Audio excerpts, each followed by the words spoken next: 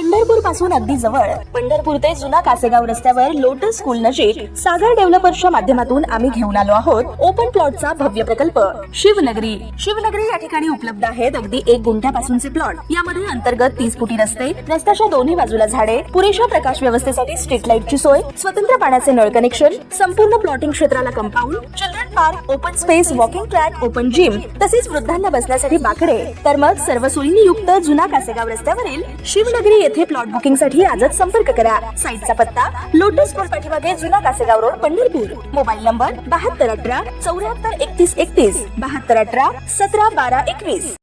ताज्या घडामोडी पाहण्यासाठी आमच्या YouTube चॅनलवरील PVR म्हणजेच पंढरी वार्ता या न्यूजला सबस्क्राइब करा आणि शेजारील बेल आयकॉनवर क्लिक करा.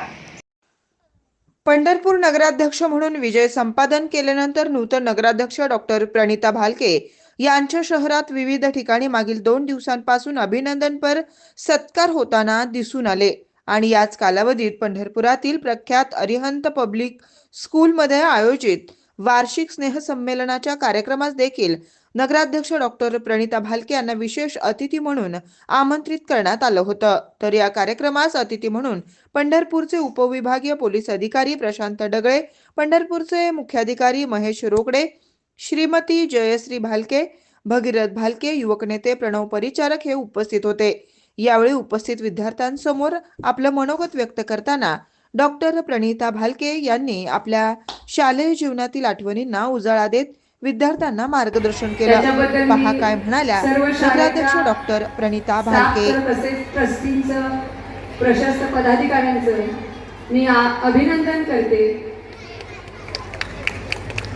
तसंच उमंग 2025 या स्नेहसंमेलनाला उपस्थित सर्व विद्यार्थ्यांचं देखील कौतुक करते की अतिशय छान अशा पद्धतीने तुम्ही नृत्य सादरीकरण केलं, गायन सादरीकरण केलं. करावं तेवढं कौतुक तुमचं कमीच आहे, कारण सर आमच्या वेळेस असं काहीच नव्हतं. अतिशय चांगल्या प्रकारचे प्रोग्राम आपल्या शाळेच्या मार्फत नेहमीच होत असतात आणि याचं सगळं श्रेय मी शाळेतील सर्व शिक्षक स्टाफ यांना देते. गुरु हा साक्षात काशी, गुरु हा साक्षात काशी, साती तीर्थ तयापाशी, तुका म्हणे ऐसा गुरु, त्यांचे चरण हृदयी धरू. खरं तर आपण सगळ्यांनी आता आदरणीय डगळे सरांनी सांगितलं की विद्यार्थ्यांना कुठलंही बंधन नसलं पाहिजे, काय करायचं हे त्यांनी ठरवलं गेलं पाहिजे. कुठला विद्यार्थी किती म्हणजे गुणवत्तेचा आहे हे आता आपण ठरवू शकत नाही, कारण यांच्या वयाचे आपण ज्यावेळेस होतो त्यावेळेस आपल्याला आता ज्यांना ते येते तेवढे आपल्याला काहीच येत नव्हतं, हे सगळ्यांना माहिती आहे. आणि खरं तर कोरोनाचा काळ अनुभवला.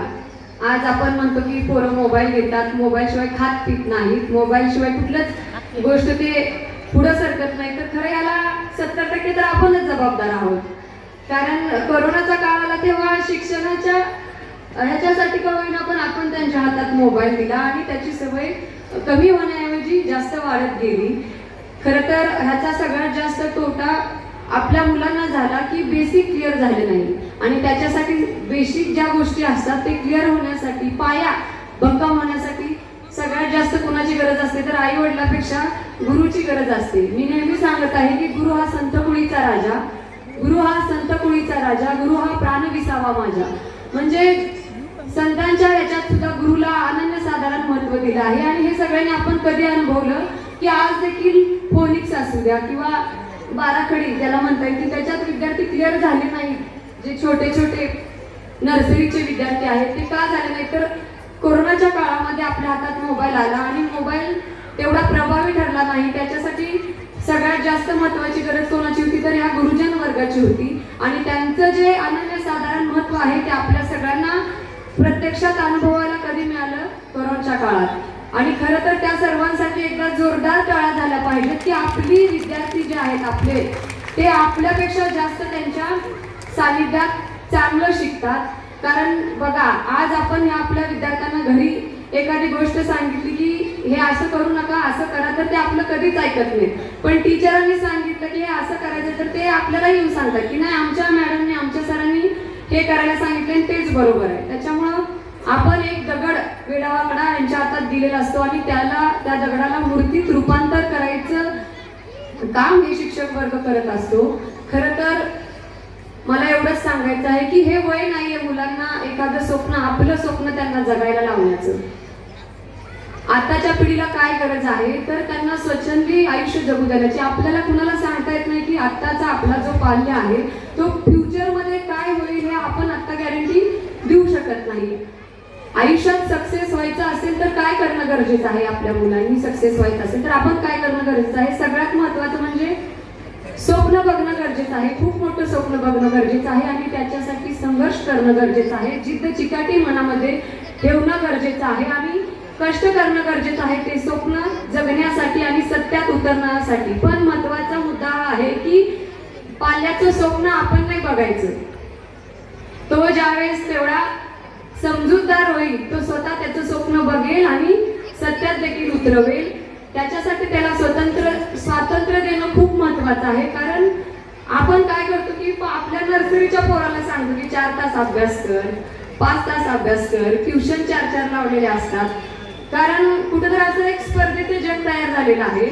आणि सगळ्यात महत्वाचा मुद्दा की कोण काय, तुम्हाला एक गोष्ट माहिती आहे का? एक गोष्ट तुम्हाला मी सांगते की बेडका असतात तळ्यात साचलेली आणि एक खांबा असतो तळ्याच्या मधोमध आणि त्या खांबावर चढायची स्पर्धा चालू झालेली असते. आणि खूप त्या बेडकांचा आवाज तुम्हाला माहिती आहे, टरटर आवाज असतो. आणि ते बेडकं म्हणजे त्यांची शर्यत लागलेली असते की एक खांबाच्या टोकाला कोण जाते पहिल्यांदा. आणि ते बेडक्या चढत असतात आणि खाली पडत असतात. कोणच लवकर वर चढत नाही आणि टोकापर्यंत पोहोचत नाही. पण एक बेडकी चढते आणि टोकावर जाऊन बसते आणि तिथून खाली येते परत. शेजारच्या फार तिच्या जवळ जाऊन विचारतात की आम्ही एवढा वेळ प्रयत्न करतोय त्या खांबाचं टोक गाठायचा आणि तू कशी काय म्हणजे अगोदर गेली. तर तिला तेही ऐकायला येत नाही कारण ती आंधळी पण असते आणि बहिरी पण असते. त्याच्यामुळे ती वर जाते. म्हणजे कोण काय म्हणतं याच्याकडे लक्ष देत बसायचं नाही. आपण जे स्वप्न पाहिलंय ना ते स्वप्न सत्यात उतरवण्यासाठी प्रयत्न असा करायचा की स्वप्नाला आपल्या समोर झुकावं लागेल. आणि हे ज्या दिवशी आपण करून दाखवू त्या दिवशी आपला सक्सेस पाहायला जे आपल्याला विस्पर करत असतात ना ते सगळे पहिल्या रांगेत टाळ्या वाजवायला असतात. त्याच्यामुळं पहिला मुद्दा खोडून काढायचा की आपला पाल्य हुशार आहे की मट्ट आहे हे कोण सांगतंय याच्याकडे कधीच लक्ष देऊ नका. माझा पाल्य शिकतोय याच्याकडे लक्ष द्या आणि तो एक दिवस नक्कीच सक्सेस होणार आहे. हा विश्वास आपल्या मनात असणं खूप गरजेचं आहे. त्यांना स्वतंत्र राहू द्या. ज्यावेळेस ही मुलं त्यांच्या समजूतदारपणात येतील त्यावेळेस ते नक्कीच आपलं स्वप्न साकार करतील. आणि प्रत्येकाचं स्वप्न हे वेगळं असेल. कुणालाही आता आम्हाला डॉक्टर व्हायचं होतं पण आलो तिसऱ्याच वाटेला की ज्याचा विचार केला नव्हता. तर असं होत असतं. खरं तर अरिहंत पब्लिक स्कूलच्या सर्व स्टाफचं सगळ्यांचं मी मनापासून आभार व्यक्त करते की मला इथं बोलवलं, सन्मानित केलं. आणि सर्व शिक्षकांचं, मावशांचं पण आणि मामांचं पण मी मनापासून आभार व्यक्त करते की माझी फील्ड अशी आहे की मला मुलांकडे वेळ द्यायला अजिबात म्हणजे वेळच नसतो. पण माझ्या ह्या धावपळीच्या ह्याच्यात सुद्धा ह्या सर्व शिक्षक लोकांनी माझ्या मुलांना अतिशय चांगलं सांभाळून घेतलं. त्यांच्या अभ्यासाकडे खूप चांगलं लक्ष दिलं आणि वेळोवेळी त्यांना माझ्या परस्पर चांगलं मार्गदर्शन केलं. त्याबद्दल मी आपल्या सर्व स्टाफचं मनापासून ऋणी आहे. आणि खरंच तुमचं माझ्या ह्या संघर्षाच्या ह्याच्यात मोलाचं योगदान शिक्षक वर्गाचं आहे. त्याबद्दल मी तुमचं मनापासून कौतुक करते एक पालक म्हणून. आणि परत एकदा मला इथं बोलवलं, सन्मानित केलं त्याबद्दल आभार व्यक्त करते. बोलण्यासारखं खूप आहे पण वेळ घेत नाही. कधी काळी आम्ही पण त्या रांगेत होतो पालक म्हणून किंवा विद्यार्थी म्हणून. तेव्हा आपल्याला असं असतं की यांचं कधी संपतं एकदाचं आणि आपलं मुलांचं कधी चालू होतंय. त्याच्यामुळे मला देखील पुढचा प्रोग्राम बघायचा आहे. परत एकदा आपल्या सर्वांचा आभार व्यक्त करते की माझे 2 शब्द तुम्ही ऐकून घेतले आणि थांबते. धन्यवाद. जय हिंद, जय महाराष्ट्र.